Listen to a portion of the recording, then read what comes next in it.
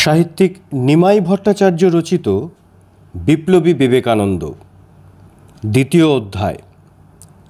বিবেকানন্দের আবির্ভাব ও দেহরক্ষা যেন এক বিশ্ববিজয়ী বীরের অকস্মাৎ নতুন দেশ জয় ও নাটকীয় প্রস্থান। তিনি যে কি ছিলেন তা কোনো মহাপণ্ডিতও এক কথায় বলতে পারবেন না, অসম্ভব। কারণ তিনি ছিলেন একাই 100, শতদল। বিবেকানন্দ কি ছিলেন না তা বলা অনেক সহজ। তার মধ্যে দৈন্যও ছিল না, মালিন্যও ছিল না, ছিল না বিদ্বেষ, ঘৃণা। অশ্রদ্ধা করতেন না কোনো ধর্ম মতবাদকে। বিবেকানন্দ ছিলেন দার্শনিক, ঐতিহাসিক, বিশ্বপ্রেমিক, মানবপ্রেমিক। ছিলেন ভারতীয় জাতীয়তাবাদের উদ্গাতা, নারী জাগরণের অগ্রদূত, শিক্ষা, বিজ্ঞান, স্থাপত্য, সংস্কৃতির জগতে নতুন চিন্তাধারার স্রষ্টা। আরও কত কি! এক কথায় বিবেকানন্দ ছিলেন অভূতপূর্ব, অভাবনীয়, অবিশ্বাস্য। ছিলেন বিস্ময়, আশ্চর্য, নিরুপম, অলোক সামান্য। ধূমকেতুর মতোই বিস্ময়কর তাঁর আবির্ভাব, ধূমকেতুর মতোই অকস্মাৎ তাঁর বিদায়। কিন্তু তারই মধ্যে তিনি দ্বিধা, দ্বন্দ্ব, কুসংস্কারাচ্ছন্ন ভারতবাসীকে দিলেন নবজীবনের মন্ত্র। দরিদ্র, নিপীড়িত, অবহেলিত, ঘৃণিতদের দিলেন মর্যাদা ও নতুন জীবনের আশা। অসংখ্য মানুষের মনে জ্বালিয়ে দিলেন জ্ঞানের মঙ্গলদ্বীপ। অন্তরে জাগ্রত করলেন মানবপ্রেমের শুভ চেতনা। দিলেন চিত্তশুদ্ধি করে বিবেক চেতনার আনন্দময় জগতের সন্ধান। বিবেকানন্দ হলেন সামগ্রিক মহাবিপ্লবের মহানায়ক, উদ্গাতা, পথিকৃৎ। 1. ভারতবর্ষ, ভারতবর্ষ, ভারতবর্ষ। স্বামীজির ধ্যান, জ্ঞান, স্বপ্ন, সাধনা 24 ঘণ্টা অহর্নিশি। ভারতবর্ষ তাঁর গর্ব, ভারতবর্ষ তাঁর দুঃখ বেদনা। এদেশের আমেরিকা সর্বত্র ঘুরিয়া বেড়াইতেছি এবং সব কিছু দেখিতেছি, এবং তাহার ফলে আমি এই সিদ্ধান্তে উপনীত হইয়াছি যে সমগ্র পৃথিবীর মধ্যে একটি দেশ আছে যেখানে মানুষ ধর্ম কি বস্তু তাহা বোঝে। সে দেশ হইল ভারতবর্ষ। হিন্দুদিগের সকল দোষ ত্রুটি সত্ত্বেও তাহারা নৈতিক চরিত্র ও আধ্যাত্মিকতায় অন্যান্য জাতি অপেক্ষা বহু ঊর্ধ্বে, আর তাহার নিঃস্বার্থ সন্তানগণের যথাযোগ্য যত্ন, চেষ্টা ও উদ্যমের দ্বারা পাশ্চাত্যের কর্মেশনা ও তেজস্বিতার কিছু উপাদান হিন্দুদের শান্ত গুণাবলীর সহিত মিলিত করিলে এ যাবৎ পৃথিবীতে যত প্রকার মানুষ দেখা গিয়েছে তদপেক্ষা অনেক উৎকৃষ্ট ধরনের মানুষ আবির্ভূত হইবে। এ কথা স্বামীজি 1894 সালের সেপ্টেম্বর মাসে শিকাগো থেকে এক চিঠিতে লিখলেন জুনাগড়ের দেওয়ান হরিদাস বিহারীদাস দেশাইকে। পরের বছর আমেরিকা থেকেই প্রিয় শিষ্য ক্ষেত্রীর মহারাজকে লিখলেন আধ্যাত্মিকতার জন্মভূমি ও অফুরন্ত খনি ভারতবর্ষ। শূন্যে বিলীয়মান ছাতার মতো এই জগতে যিনি একমাত্র প্রকৃত সত্তা, তাহার সন্ধানরত প্রত্যেকটি সাধকের নিকট ভারত আশার আলোকরূপে প্রতীত হয়। ভারতবর্ষ নিয়ে কি বিবেকানন্দের কম অহংকার? সকল প্রাচীন জাতির পুরাণেই দেখা যায় বীরপুরুষদের প্রাণ তাহাদের শরীরের কোনো বিশেষ ক্ষুদ্র অংশে ঘনীভূত ছিল। যতদিন সেখানে হাত পড়িত না ততদিন তাহারা দুর্ভেদ্য থাকিতেন। বোধহয় যেন প্রত্যেক জাতিরও এইরূপ একটি বিশেষ কেন্দ্রে জীবনী শক্তি সঞ্চিত আছে। তাহাতে হাত না পড়া পর্যন্ত কোনো দুঃখ বিপদই সেই জাতিকে বিনষ্ট করতে পারে না। ধর্মই ভারতের এই জীবনী শক্তি। যতদিন হিন্দুরা তাহাদের পূর্বপুরুষগণের নিকট উত্তরাধিকার সূত্রে প্রাপ্ত জ্ঞান বিস্মৃত না হইতেছে ততদিন জগতে কোনো শক্তি তাহাদের ধ্বংস করিতে পারিবে না। নিজের ধর্ম সম্পর্কেও স্বামীজি অত্যন্ত গর্বিত ছিলেন। শিকাগো বিশ্ব ধর্ম মহাসম্মেলনের 9ম দিবসে 19শে সেপ্টেম্বর 1893 অধিবেশনে হিন্দু ধর্ম সম্পর্কে তিনি বলেন, হিন্দু, জরথ্রুষ্টীয় ও ইহুদি এই তিনটি ধর্মই প্রাগৈতিহাসিক যুগ হইতে বর্তমান কাল অবধি এই পৃথিবীতে প্রচলিত রহিয়াছে। এই ধর্মগুলির প্রত্যেকটি প্রচণ্ড আঘাত সহ্য করিয়াছে, তথাপি লুপ্ত না হইয়া এগুলি যে এখনও জীবিত আছে তাহাতেই প্রমাণ হইতেছে যে ইহাদের মধ্যে মহতী শক্তি নিহিত আছে। কিন্তু একদিকে যেমন ইহুদি ধর্ম তৎপ্রসূত খ্রিস্ট ধর্মকে আত্মসাৎ করিতে পারা তো দূরের কথা, নিজেই ওই সর্বজয়ী ধর্ম দ্বারা স্বীয় জন্মভূমি হইতে বিতাড়িত হইতেছে এবং অতি স্বল্প সংখ্যক পার্সি মাত্র এখন মহান জরাথ্রুষ্টীয় ধর্মের সাক্ষীস্বরূপ হইয়া রহিয়াছে। অপরদিকে আবার ভারতবর্ষে সম্প্রদায়ের পর সম্প্রদায় উত্থিত হইয়াছে, মনে হইয়াছে যেন বেদোক্ত ধর্মের ভিত্তি পর্যন্ত নড়িয়া গেল। কিন্তু প্রচণ্ড ভূমিকম্পের সময় সাগর সলিল যেমন কিছু পশ্চাৎপদ হইয়া সহস্র গুণ প্রবল বেগে সর্বগ্রাসী বন্যারূপে ফিরিয়া আসে, সেইরূপ ইহাদের জননী স্বরূপ বেদোক্ত ধর্মও কিঞ্চিৎ পশ্চাৎপদ হইয়া আলোড়নের অগ্রগতি শেষ হইলে ওই সম্প্রদায়গুলিকে সর্বতোভাবে আত্মসাৎ করিয়া নিজের দেহ পুষ্টি করিয়াছে। ভারতীয় মনের একটি বৈশিষ্ট্য এই যে কোনো কিছুতে সে অনুরক্ত হইলে আর সব কিছু ভুলিয়া তাহাতে একেবারে তন্ময় হইয়া যায়। ভারত যে বহু বিজ্ঞানের জন্মভূমি তাহা তোমরা জানো। গণিতের আরম্ভ সেখানে। আজ পর্যন্ত তোমরা আমেরিকাবাসী সংস্কৃত গণনা অনুযায়ী 1, 2, 3 হইতে 0 পর্যন্ত সংখ্যা গণনা করিতেছ। সকলেই জানে বীজগণিতের উৎপত্তিস্থল ভারত। আর নিউটনের জন্মের 1000 বছর আগে ভারতবাসীরা মধ্যাকর্ষণের কথাও জানিত।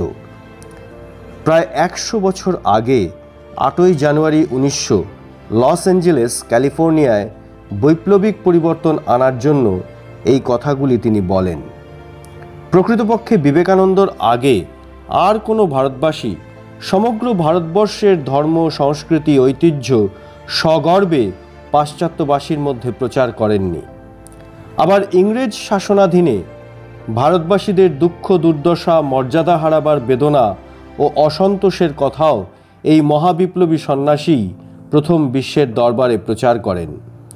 এই প্রসঙ্গেই স্মরণ রাখা দরকার, বিবেকানন্দর শিকাগো যাবার আগেই ভারতবর্ষে বহু খ্যাতনামা দেশপ্রেমিক ও দেশনেতার আবির্ভাব হয়েছে, কিন্তু তাদের একজনও সাধারণ মানুষের দুঃখ দুর্দশার কথা বলতেন না। আর কোনো হিন্দু সন্ন্যাসী বা ধর্মপ্রচারক এভাবে পৃথিবীর 3টি প্রাচীনতম ধর্মের ইতিহাস এই সামান্য কয়েকটি কথায় প্রকাশ করতে পেরেছেন? না, কেউ না। এই 3টি প্রাচীনতম ধর্মের মধ্যে হিন্দু ধর্মের বৈশিষ্ট্য ও কালজয়ী প্রাণ প্রাচুর্যের কথা মুক্ত কণ্ঠে পৃথিবীবাসীকে এর আগে আর কে শুনিয়েছেন? না, কেউ না। 19বিংশ শতাব্দীতে খ্রিস্টান পাদ্রীরা খ্রিস্ট ধর্মের মাহাত্ম্য প্রচারের সময় হিন্দুদের পৌত্তলিকতাকে নিয়ে ঠাট্টা বিদ্রূপ করতেন। তাই তো তাদের এই ঠাট্টা বিদ্রূপের উপযুক্ত জবাব দিয়েছিলেন স্বামীজি। ওই একই দিনের বক্তৃতায় স্বামীজি বলেন, মনে পড়ে বাল্যকালে একদা এক খ্রিস্টান পাদ্রীকে ভারতে এক ভিড়ের মধ্যে বক্তৃতা করতে শুনিয়াছিলাম। নানাবিধ মধুর কথা বলিতে বলিতে তিনি বলিয়া উঠিলেন, আমি যদি তোমাদের বিগ্রহ পুতুলকে এই লাঠি দ্বারা আঘাত করি তবে উহা আমার কি করিতে পারে? জনতার মধ্য হইতে একজন বলিল, আমি যদি তোমার ভগবানকে গালাগাল দিই তিনিই বা আমার কি করিতে পারেন? পাদ্রী উত্তর দিলেন, মৃত্যুর পর তোমার শাস্তি হইবে। সেই ব্যক্তিও বলিল, তুমি মরিলে পর আমার দেবতাও তোমাকে শাস্তি দিবেন। কুসংস্কার মানুষের শত্রু বটে, কিন্তু ধর্মান্ধতা আরও খারাপ। খ্রিস্টানরা কেন গির্জায় যান? ক্রসই বা এত পবিত্র কেন? প্রার্থনার সময় কেন আকাশের দিকে তাকানো হয়? ক্যাথলিকদের গির্জায় এত মূর্তি রহিয়াছে কেন? প্রোটেস্ট্যান্টদের মনে প্রার্থনাকালে এত ভাবময় রূপের আবির্ভাব হয় কেন? শ্রোতারা স্তব্ধ হয়ে শোনেন বিবেকানন্দের এই অভূতপূর্ব তুলনা। হে আমার ভ্রাতৃবৃন্দ, নিঃশ্বাস গ্রহণ না করিয়া জীবন ধারণ করা যেমন অসম্ভব, চিন্তাকালে মনোময় রূপ বিশেষের সাহায্য না লওয়াও আমাদের পক্ষে সেই রূপ অসম্ভব। পৌত্তলিকতা নিয়ে যারা ঠাট্টা বিদ্রূপ করতে অভ্যস্ত তারা চুপ। বীর বিবেকানন্দ ছাড়া আর কে এভাবে শঠে সাঠ্যং সমাচরেত জবাব দেবেন? আরও একটা কথা, স্বামীজির এইসব যুক্তিপূর্ণ কথাবার্তা শুনেই আমেরিকার শত সহস্র নারী পুরুষের হৃদয় বিপ্লব ঘটে এবং আকৃষ্ট হন এই তরুণ সন্ন্যাসীর প্রতি। তাছাড়া আরও একটা বিষয় চিন্তার কথা, ভারতবর্ষে হিন্দু সন্ন্যাসী জ্ঞানীগুণীর অভাব না থাকলেও তাঁরা নীরবে সহ্য করেছেন পাদ্রীদের নিন্দা সমালোচনা। ওইসব সাধু সন্ন্যাসী বা জ্ঞানী গুণীরা কি জানতেন বিভিন্নপন্থী খ্রিস্টানদের গির্জা বা প্রার্থনার নিয়মকানুন? না, জানতেন না, জানার চেষ্টাও করেননি। তাঁরা শুধু টিকি নেড়ে আর নাক টিপে জপতপ করেই হিন্দু ধর্মের ঢোল বাজাতে জানতেন। বিভিন্ন ধর্মের তুলনামূলক আলোচনা করার ক্ষমতাও তাদের ছিল না, আর ছিল না যুক্তি দিয়ে পৌত্তলিকতাকে সমর্থন করার বিদ্যা মনীষা।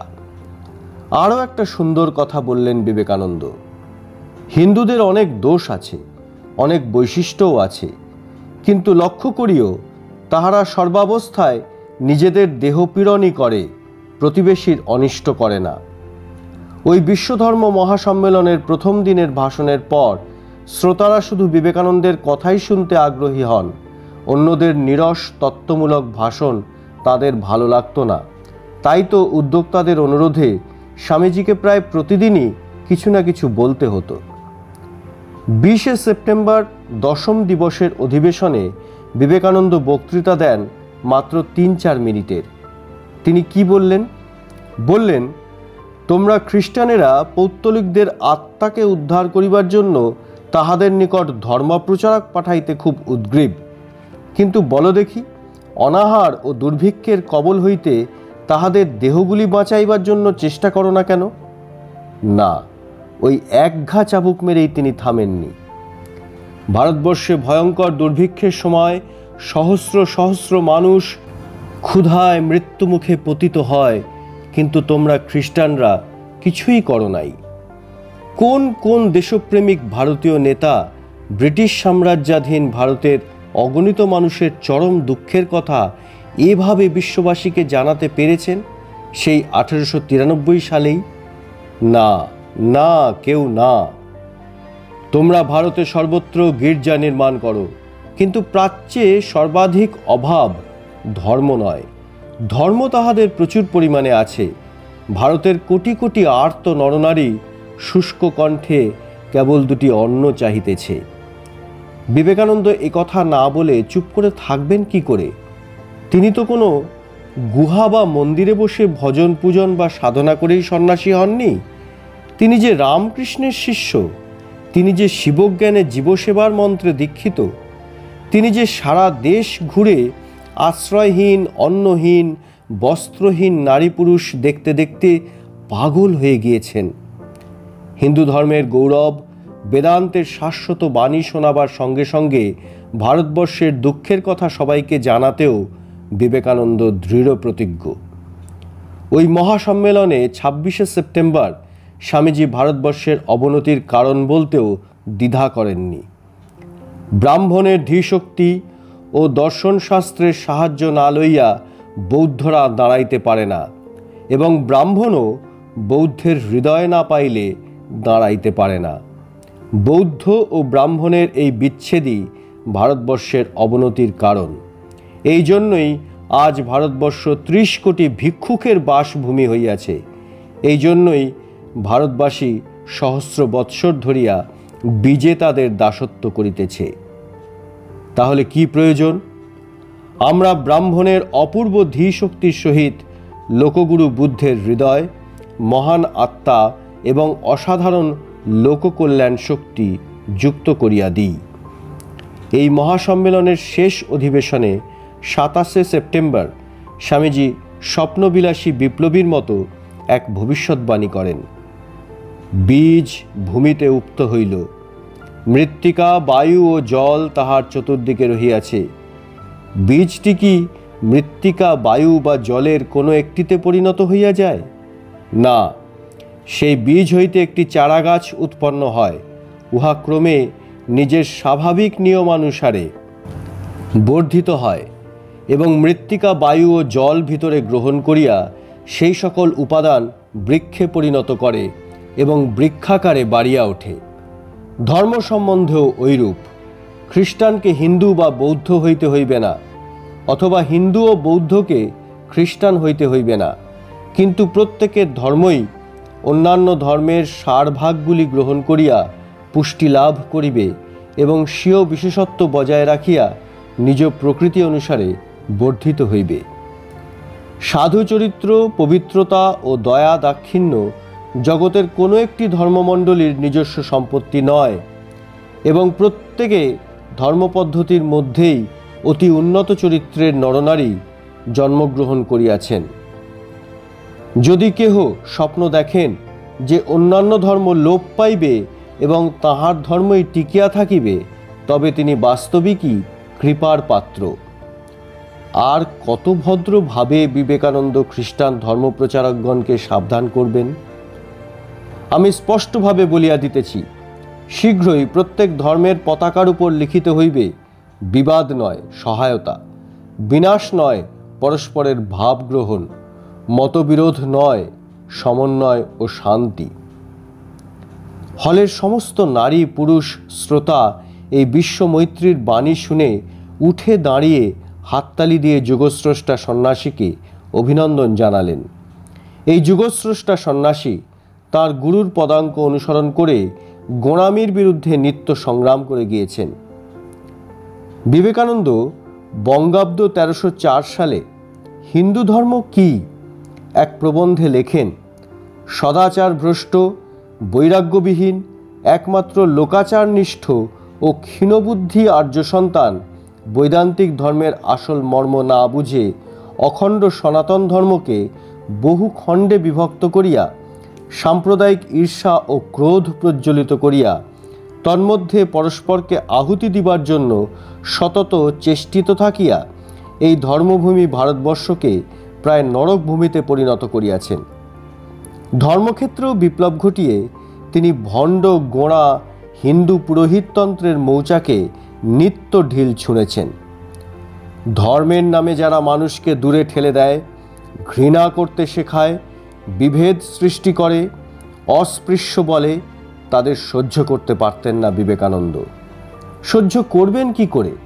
তিনি যে গুরুর কাছে জেনেছেন এবং নিজেও বিশ্বাস করেন প্রত্যেক জীবের মধ্যে ভগবান আছেন।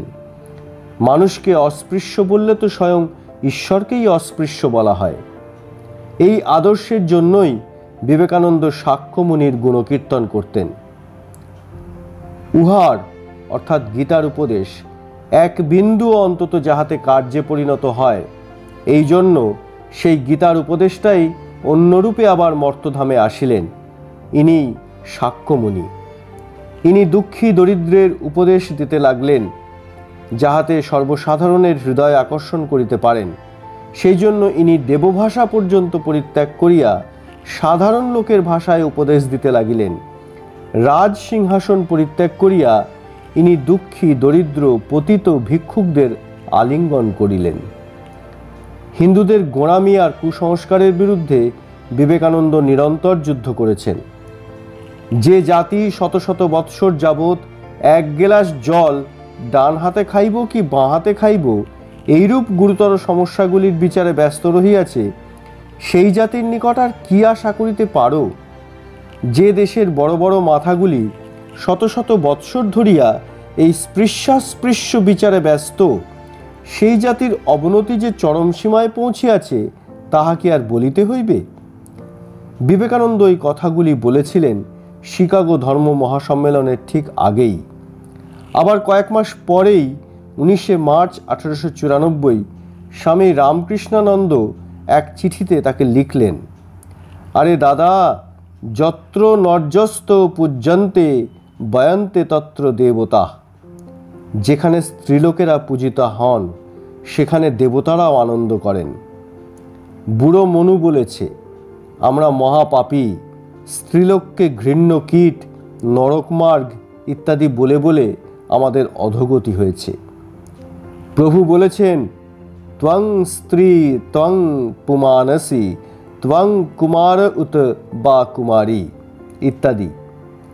তুমি স্ত্রী, তুমি পুরুষ, তুমি বালক ও তুমি বালিকা।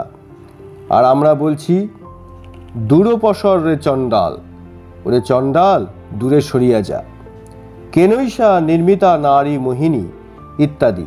অর্থাৎ কে এই মোহিনী নারীকে নির্মাণ করিয়াছে?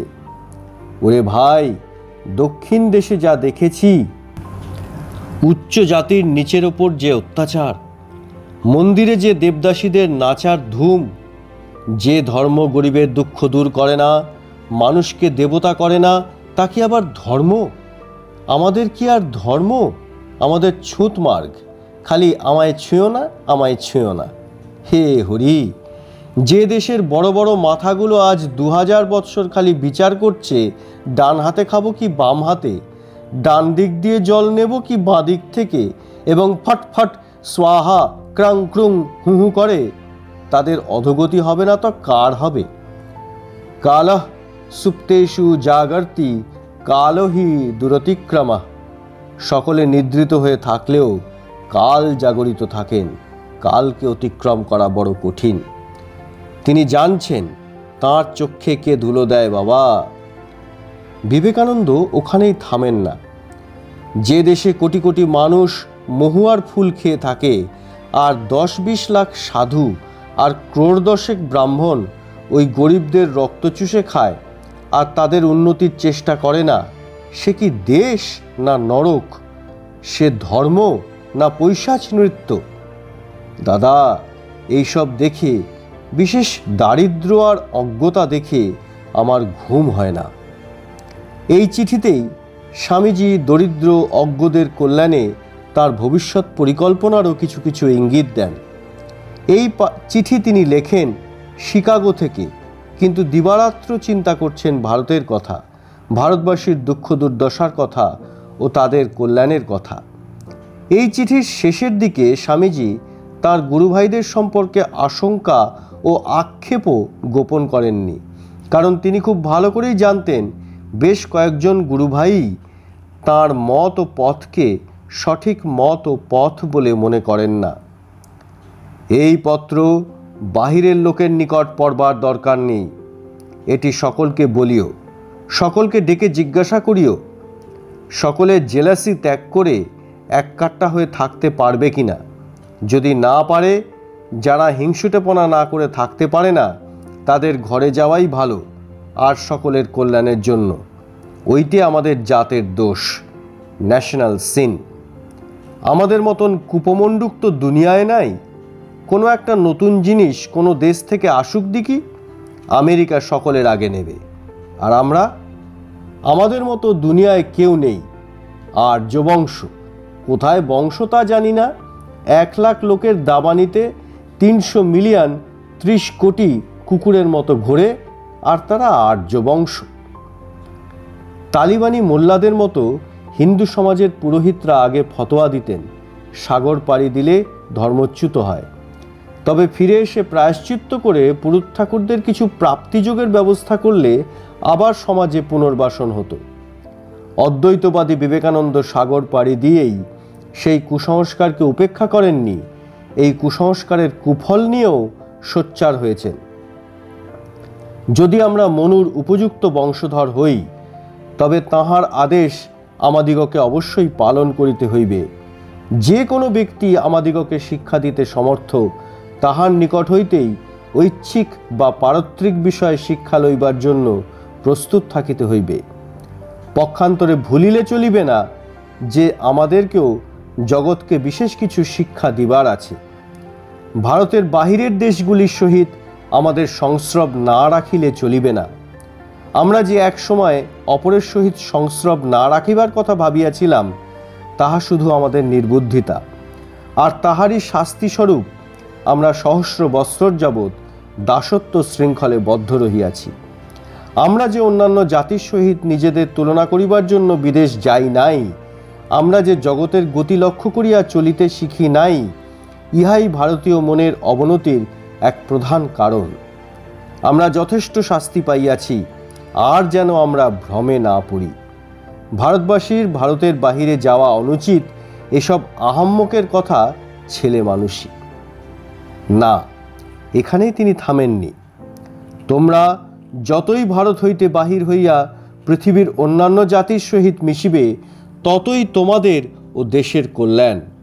তোমরা পূর্ব হইতেই, শত শত বৎসর পূর্ব হইতেই যদি ইহা করিতে, তবে আজ এরূপ হইত না। যে কোনো জাতি তোমাদের উপর প্রভুত্ব করিতে ইচ্ছা করিয়াছে, তাহারই পদানত হইতে না। এবার বিবেকানন্দ মনে করিয়েছেন চিরকালের সত্যকে। জীবনের প্রথম স্পষ্ট চিহ্ন বিস্তার। যদি তোমরা বাঁচিতে চাও, তবে তোমাদিগকে সংকীর্ণ গণ্ডি ছাড়িতে হইবে। যে মুহূর্তে তোমাদের বিস্তার বন্ধ হইবে, সেই মুহূর্ত হইতেই জানিবে মৃত্যু তোমাদিগকে ঘিরিয়াছে, বিপদ তোমাদের সম্মুখে। ভারতবর্ষের ইতিহাস যারা জানেন, তারাই মর্মে মর্মে উপলব্ধি করবেন বিবেকানন্দের ঐতিহাসিক বিশ্লেষণের গুরুত্ব ও সত্যতা।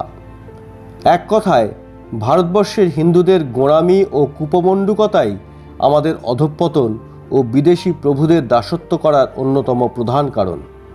পুরোহিততন্ত্রের দ্বারা বেদান্ত সৃষ্ট ধর্মের অপব্যাখ্যা ও অপপ্রয়োগের বিরুদ্ধে আর কোন সন্ন্যাসী এভাবে জেহাদ ঘোষণা করেছেন? না, কেউ না। পৃথিবীর অন্যতম প্রাচীনতম হিন্দু ধর্মকে কুসংস্কার মুক্ত না করলে যে ভারতবর্ষের উন্নতি সম্ভব নয়। কারণ ধর্মই ভারতবাসীর মেরুদণ্ড, সবচাইতে গুরুত্বপূর্ণ বন্ধন ও একতার ভিত্তি। তাই তো স্বামীজি ধর্মকে সর্বতোভাবে কল্যাণমুখী, মৈত্রী, সৌহার্দ্যর জীবন্ত মন্ত্রে পরিণত করতে এই বিপ্লবের কথা এতবার এতভাবে বলেছেন। অনাগত কালের মানব কল্যাণে ও উন্নতির জন্যই ধর্মের ক্ষেত্রে বিপ্লবের বাণী দেশে বিদেশে ছড়িয়ে দেবার জন্যই তো বিবেকানন্দ গড়ে তুললেন রামকৃষ্ণ মঠ ও মিশন। এর সংবিধানে তাই তো স্বামীজি জুড়ে দিয়েছেন বিশ্ব মৈত্রীর টিকা। বিভিন্ন ধর্মকে চিরন্তন ধর্মের বিভিন্ন রূপ প্রকাশ মনে করে সব ধর্মের মানুষের মধ্যে সৌভ্রাতৃত্ব প্রতিষ্ঠা করতে হবে। পৃথিবীর আর কোনো ধর্মের কোন সন্ন্যাসী, প্রচারক, মহাত্মা বা প্রতিষ্ঠান এইভাবে বিশ্ব ভ্রাতৃত্বের পবিত্র মন্দির গড়েছেন? আসল কথা হচ্ছে, বিবেকানন্দের ধর্ম ছিল মানব ধর্ম। সে ধর্মের রূপায়ণে তাঁর অবলম্বন ও অনুপ্রেরণা ছিল বেদান্তের অদ্বৈতবাদ ও রামকৃষ্ণ। বেদান্তের আদর্শ ভুলে যে স্মৃতিশাস্ত্রর আচার ব্যবহার আর প্রায়শ্চিত্তের বেড়াজালে হিন্দু সমাজকে পঙ্গু করেছে, অসহায়া বিধবাদের নিগ্রহ করার রূপরেখা তৈরি করেছে, তাকে এই বিপ্লবী সন্ন্যাসী বৃদ্ধাঙ্গুষ্ঠ দেখিয়েছেন। বিবেকানন্দ মনে প্রাণে বিশ্বাস করতেন, ধর্ম কখনো মানুষকে যন্ত্রণা দেবার, দুঃখ দেবার, তার মধ্যে ঘৃণা, বিদ্বেষ, বিভেদ সৃষ্টির অবলম্বন হতে পারে না। ধর্ম মানুষকে মিলনের মন্ত্র শেখাবে, অপরকে ভালোবাসার, শ্রদ্ধার মন্ত্র শেখাবে। এক কথায়, সর্বোপরি মানুষের সার্বিক কল্যাণই ধর্মের উদ্দেশ্য।